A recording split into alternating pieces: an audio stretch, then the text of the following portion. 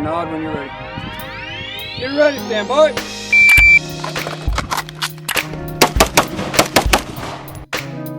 What's up? What's going on? Welcome back to the channel. This video is very much long overdue.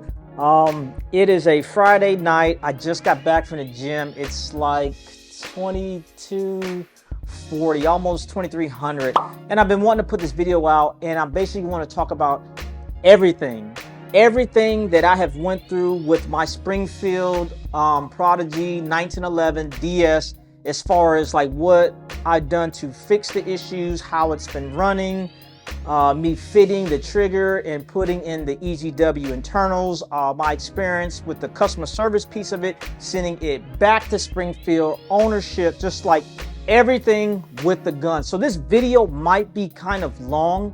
I will put timestamps in the description, so if you want to hear about my return process, or if you want to hear about the trigger fitting process, or me shooting the gun and running the gun, you can kind of skip around or come back to whatever part that you want to. I'll put those timestamps in there, so that way if you don't want to watch the whole thing, you don't have to sit through the whole thing. But right now, the Springfield Prodigy as it sits, I'm loving it, man. I'm loving it. It's been a super long road, and I'm here now. This is where I'm at now. Just kind of let you know that this gun is clear. You know, some folks be kind of tripping on that, but it is an empty gun, right? So also be mindful of this, right? This is my own personal experience with this gun. Like at this point, I probably got about maybe like 8 or 9 videos about the Prodigy out there on YouTube, and I think I'm about like maybe like 25,000 views for everything. So it's, the channel's been doing all right, and people are watching the content.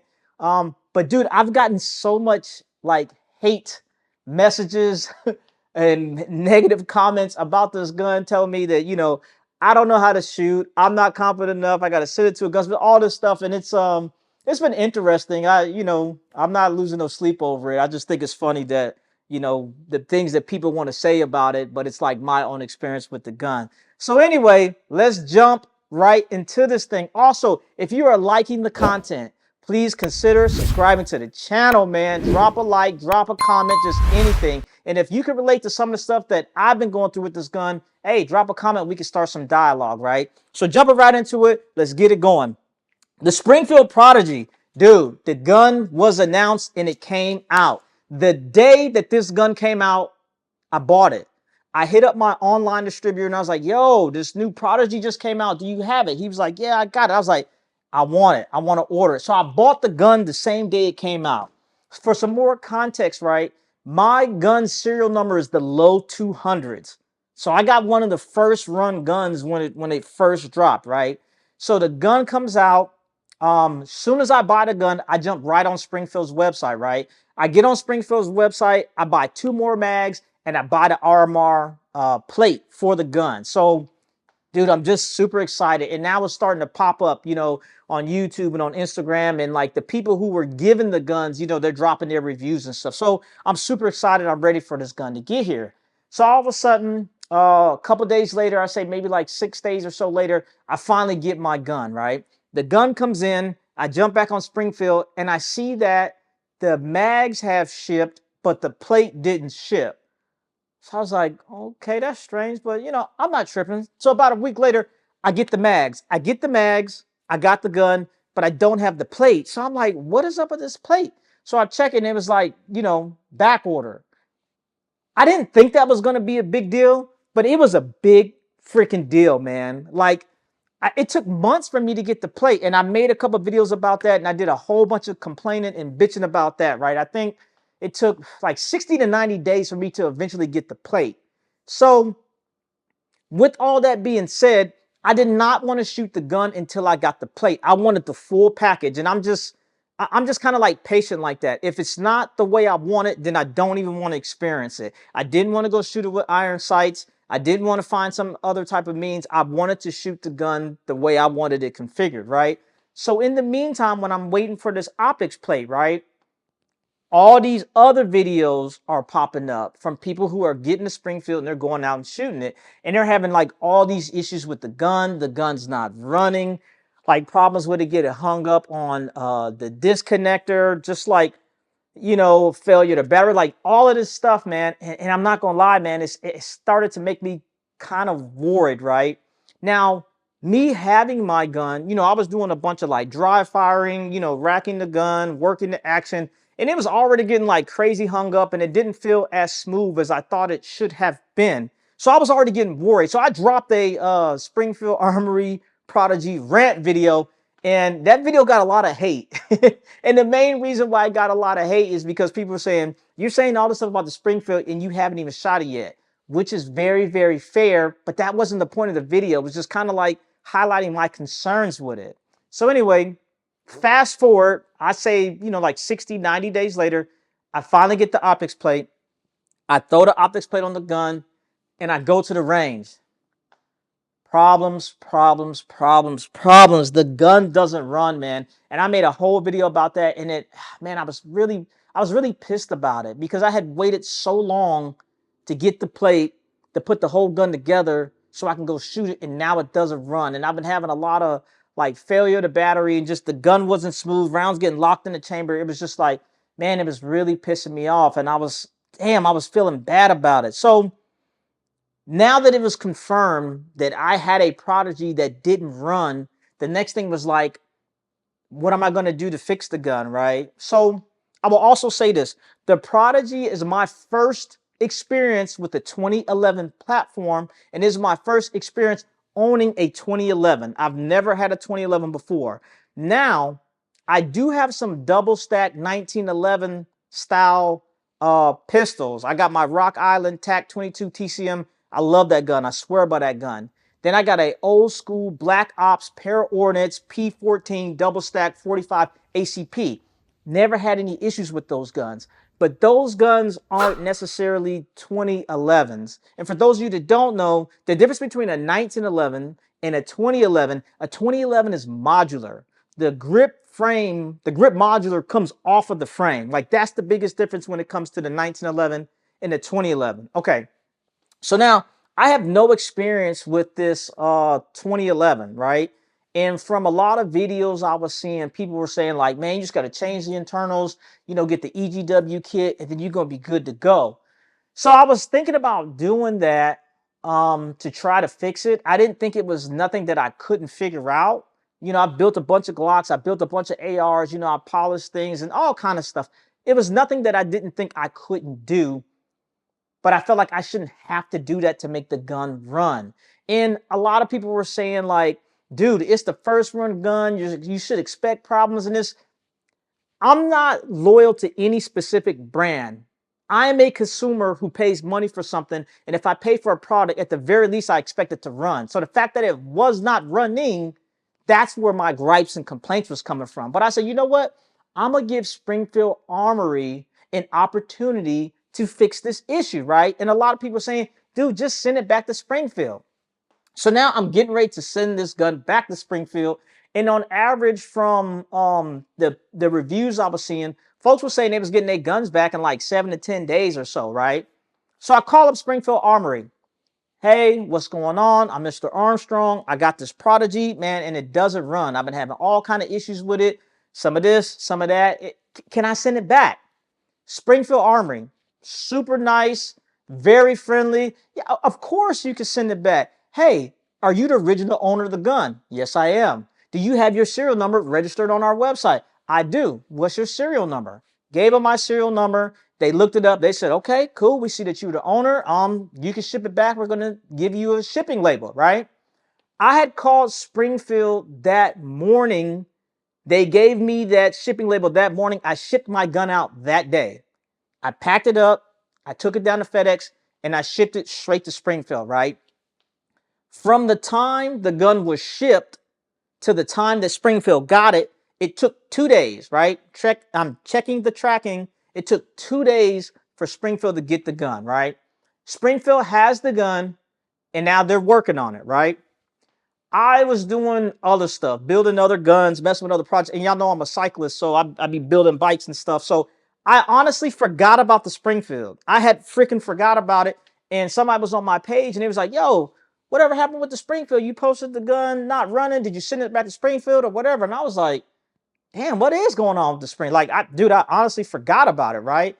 So I checked the tracking from when when Springfield Armory received the gun. It was exactly 4 weeks. It had been 28 days. Haven't heard from Springfield, no nothing. So I was like, yo, 4 weeks? That's kind of a long time, right? But I still wasn't tripping if they were actually fixing the gun. So I called my boy up. I said, yo, man, remember I sent my gun to Springfield? He said, yeah. He said, dude, that was a minute ago. I said, dude, I still ain't got my gun back. He was like, yo, it's been a minute. I said, I know, man. It's been it's been 28 days, man. It's been 4 weeks and I don't have my gun. He was like, so what you gonna do? I said, I'm gonna give him a call tomorrow. Just talk to somebody and see how things go. Because when I was sending the gun to them or asking if I could send it back, when I called them, like I said, super friendly. The staff was more than helpful. I was like, let me call them, talk to somebody on the phone, and they could probably just smooth it over, right? So I think Springfield was listening to my conversation because, like, I got off the phone about an hour later. I checked my email. I get an email from Springfield Army. Hey, your gun's complete. It's in the mail, and you'll get it in 2 days. So I'm like, oh, okay, that's what's up, right? Check the tracking. All right, cool. Check the tracking from the time I got the email to the time I got it back in my hands. I got the Springfield back in my hands. It took 2 days. So the whole return and get back to me experience, it was 32 days. 2 days to get there, 28 days for them to have it, 2 days for me to get it back, right? So now I have the Prodigy. It is back in my hands, and I'm like, okay, let's see what's going on. So I was like, what did they do, right? Springfield sent me a digital invoice that showed all the stuff they fixed, and they also gave me a paper invoice, right? So I'm going to read to you what they did to the gun, right? They inspected the pistol, rimmed the chamber, recut and polished the barrel ramp, polished the chamber, refit the barrel, tuned the extractor, adjusted the sear spring, safety checked and tested, lock, red dot, and that's just some extra stuff because when I shipped my gun, I just shipped the whole gun. I didn't take the dot off or anything like that, right? So I'm like, okay, they did some work to this gun. I'm dry firing the gun and I'm like working the action, and I'm not gonna lie, the gun feels worse than it did before I sent it to him. And man, I just had like this real, like this cringe feeling like what the fuck, bro? Like this shouldn't feel like this. And then the gun was like acting funny. Like if I racked the gun, pulled the trigger, released the slide, like the slide wouldn't release and it was getting hung up. And I had made like a little video and I had showed it to my buddy, and he was like, man, that's weird. I said, man, I know. And I started to make a video and put it on YouTube then, but I was like, go shoot the gun. Go shoot the gun, because I didn't want to I didn't want to listen to the same things I was listening to before. People was like, you didn't even shoot the gun or whatever. So I was like, let me go to the range and shoot the gun. I go to the range and shoot the gun doesn't run.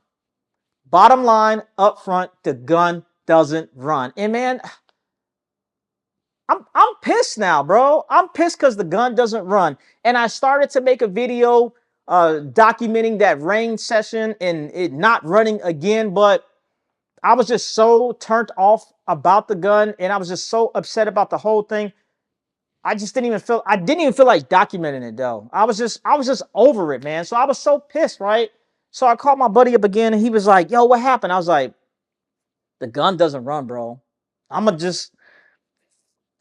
don't know, man. I'm gonna get rid of it. Like at this point, I was really about to just get rid of this gun because I was just over it, man. It's been months. I probably had the gun for probably about like 4 months or so then, and it's still not running. So there were some things that I wanted to do to the gun, right?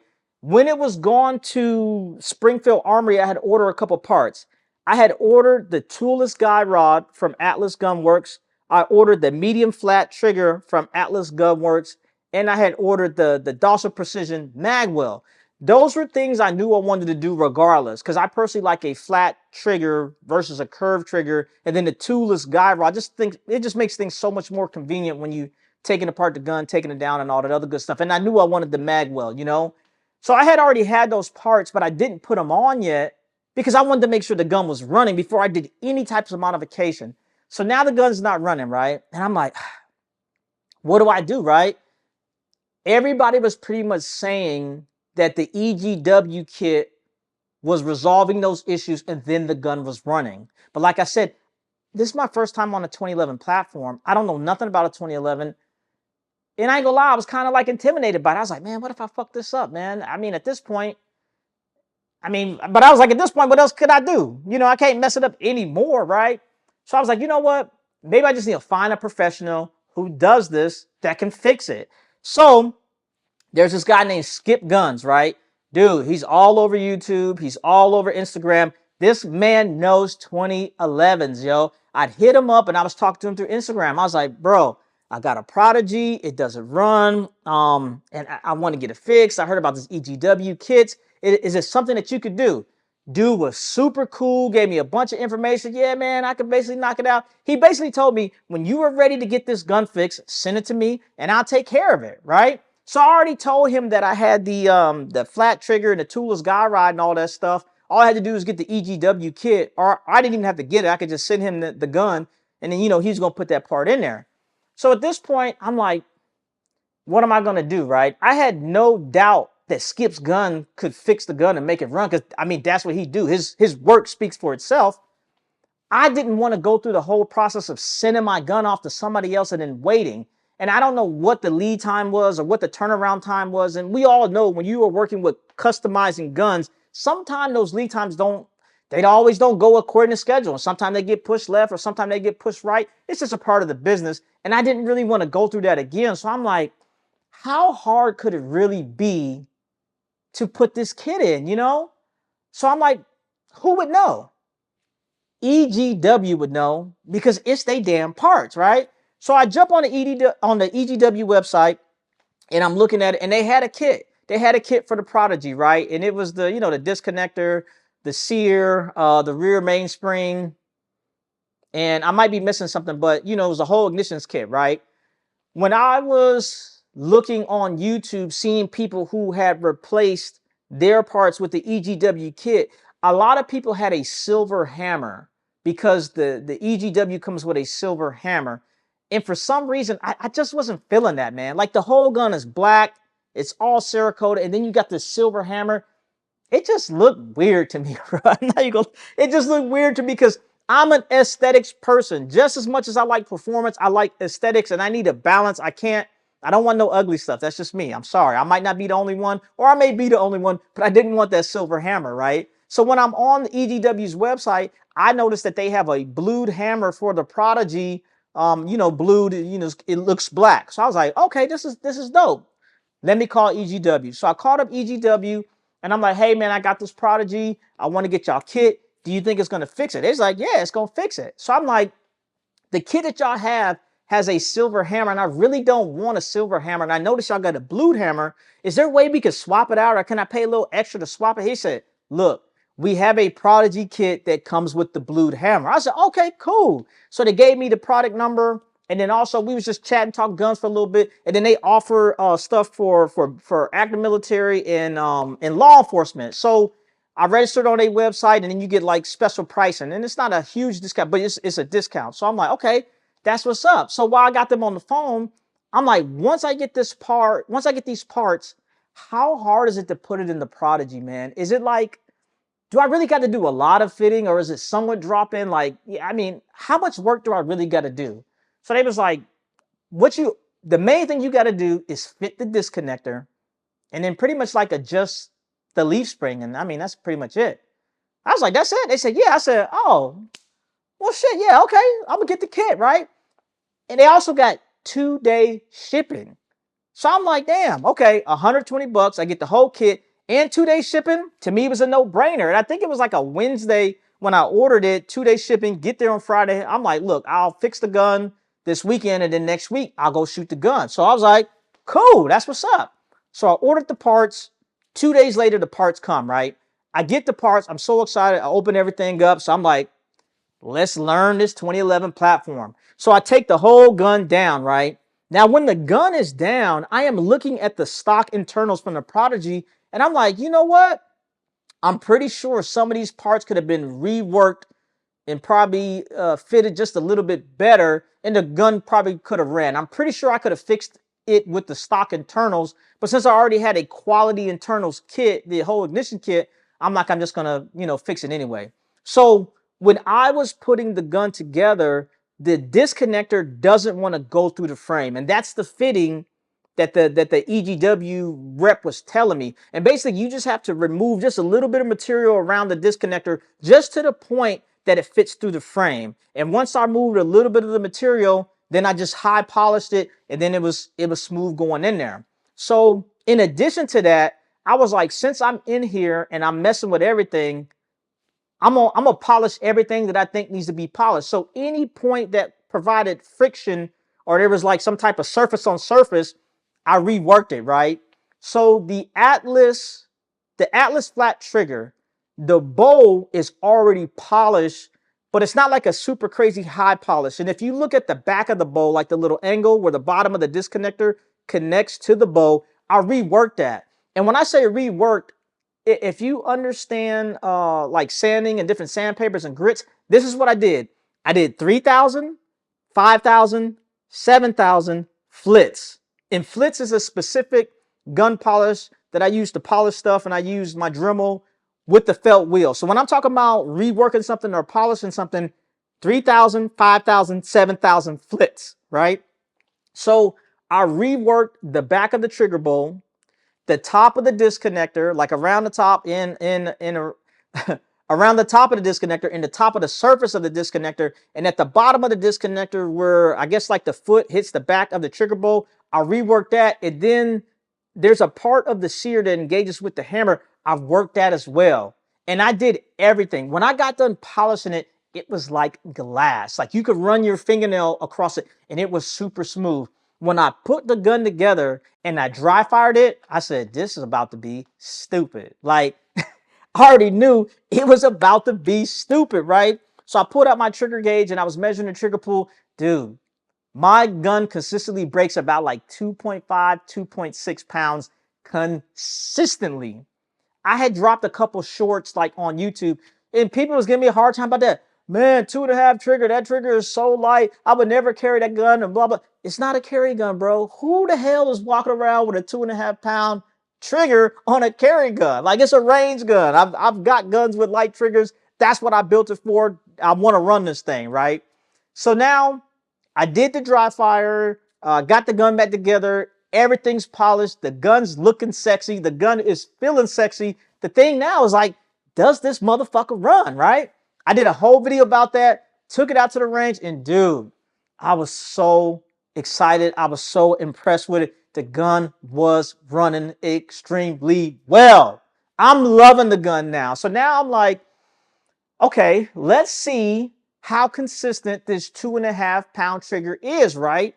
So I just happen to have a match coming up, a US PSA match, right? And I shoot these matches just for fun. I just want to go out, see what I can do. And I think it's good to take all the things that you practice and put them in like a real world application, you know? Then you got targets, you got things you got to maneuver, you got stress, you got time. It's going to put it all into the mix. So that with the gun, with a 2 pound trigger, I'm like, this is the perfect test for me to see what this gun can do. So I take it out to the match, and dude, the gun ran great, man.